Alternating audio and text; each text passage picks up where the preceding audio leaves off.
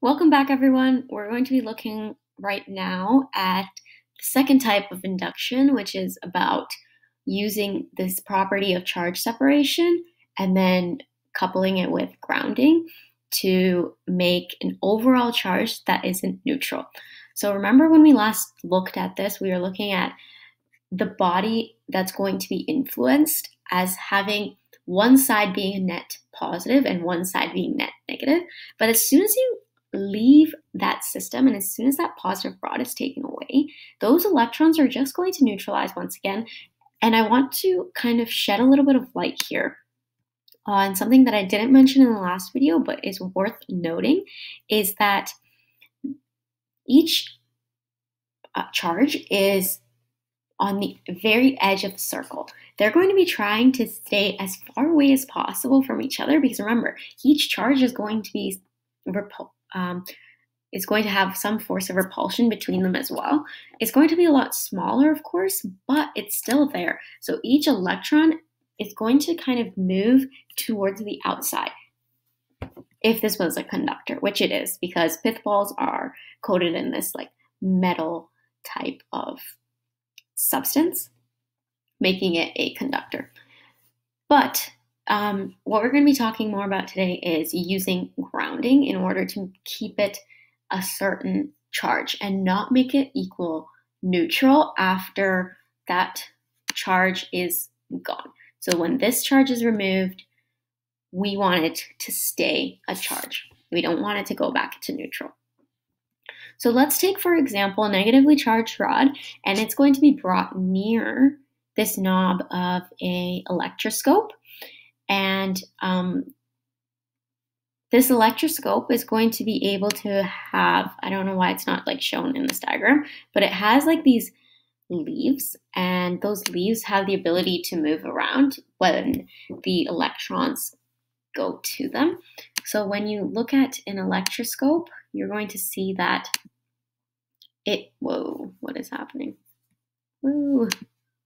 You're going to see that this electroscope is going to attract certain electrons, and the electrons are going to be accumulated near the tips, or the positive charge are going to be accumulated near the tips, because electrons really like to try to find narrow spaces to go to, even if it means that it's the widest space. So this is kind of what we're looking at in terms of this setup. So when we bring this negatively charged object near this electroscope, all the negative charges are going to be pushed down into these leaves and leaving this overall ball area positive. So what that basically entails is that we're going to have charge separation happening within that object.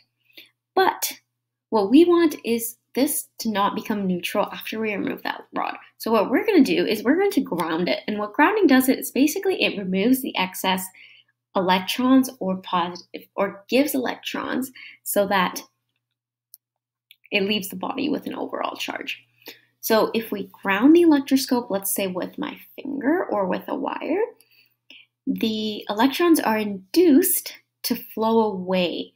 So what they're going to do is they're going to move into your finger, just like that, to try and get away from this negatively charged body. So what we want to try and do is we want to keep that body there, that charged object, that charged rod, and then ground it so that the electrons flow away from it.